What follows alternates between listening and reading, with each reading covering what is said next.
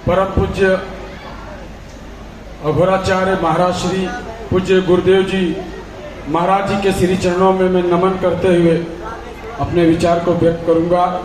सामने बैठी और दूर दराज से आए हुए सभी श्रद्धालु भक्तगणों के चरणों में मैं प्रणाम करता हूं। जैसा कि आप सभी लोग जानते हैं, अभी काफी विद्वज्जन हमारे वरिष्ठ लोगों ने अपने विचार को यहाँ व्यक्त किया कि आज परम पूज्य अघोराचार्य महाराज श्री बाबा कीनाराम जी सरकार की यह 425वीं लोलाट षष्ठी का ये पावन पर्व है और हम सभी बड़े सौभाग्यशाली हैं, क्योंकि कहा गया है कि इरादे रोज बनते हैं, बनकर टूट जाते हैं। बाबा कीनाराम स्थल वही आते हैं जिन्हें परम पूज्य बाबा कीनाराम जी बुलाते हैं।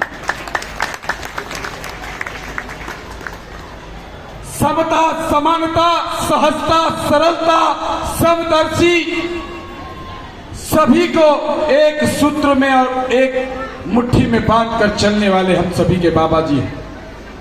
पूरे विश्व के संप्रदाय के पन्ने को पलट लीजिए, पूरे ग्रंथ को, पूरे धर्म की जो मुख्य ग्रंथ होगा उस ग्रंथ का अध्ययन कर लिए, चाहे वो बाइबिल हो, कुरान हो, गीता हो, उपनिषद हो, लेकिन एक अघोर पथ जो परम पूज्य बाबा कीनाराम जी ने वो पथ को चलाया, ऐसा पथ और ऐसा मार्ग पूरे विश्व के भूमंडल पर नहीं है।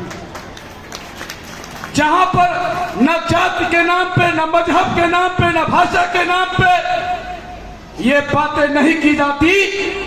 बाबा कीनाराम जी का जो मार्ग है कि भाव से ही भक्ति होती है, और भाव अगर शुद्ध है तो ना जाति की जरूरत है, ना पात की जरूरत है, ना नहाने की जरूरत है, ना धोने की जरूरत है। आपका मन और आपका विश्वास अटल होना चाहिए। यह मार्ग है सहजता का।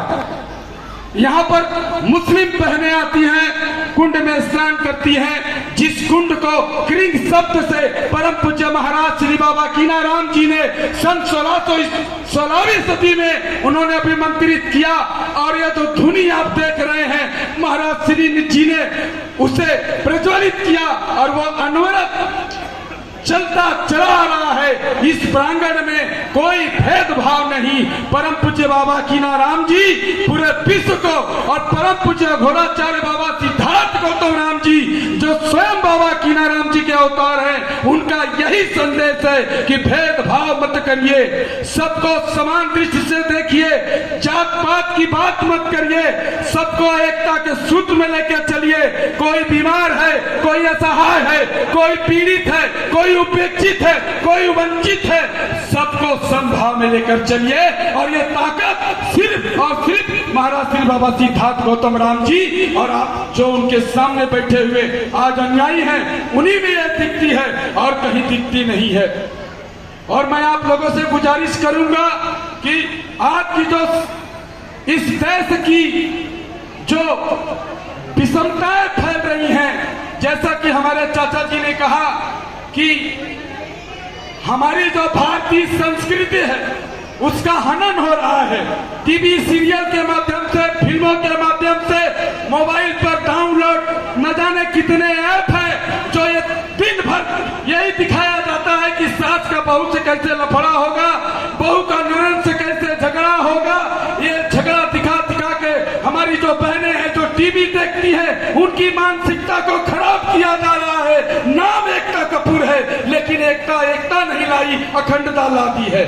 इसलिए मैं आप लोगों से गुजारिश करूंगा कि मिलजुल के रहिए।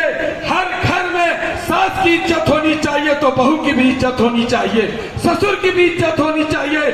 जो माँ और बाप अपने बेटे को शिक्षा दीक्षा लालन पालन किए, आज वही नौजवान हमारे साथी आधुनिकता में, पश्चिम संस्कृति में ढलकर भूल जाते हैं। हमारी बहनें जो पश्चिमी संस्कृति का शिकार हो गई है मानसिक, वो भूल जाती हैं। इसलिए मैं आप लोगों से हाथ जोड़कर कहूंगा कि गुरु और गुरु से बढ़कर अपने माता पिता, अपना परिवार होता है।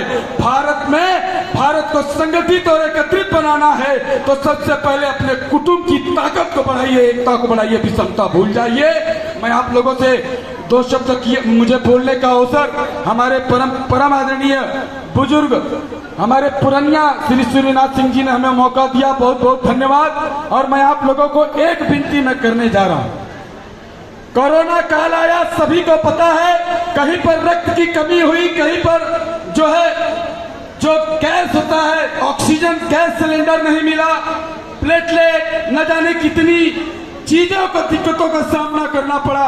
मेरी बहनों, बाबा अघोराचार्य सिद्धार्थ गौतम राम जी ने आज अपने पावन पर्व पे शंखनाद कर दिया है। आप लोगों से यही हाथ जोड़ के विनती है कि भीड़ लाखों की है, लेकिन 80 यूनिट से ज्यादा ब्लड एकत्रित नहीं हुआ है। मैं आप लोगों से गुजारिश करूंगा कि आप लोग रक्तदान करिए, और आपका एक रक्तदान यूनिट ब्लड 4 लोगों की जिंदगी बचाएगा।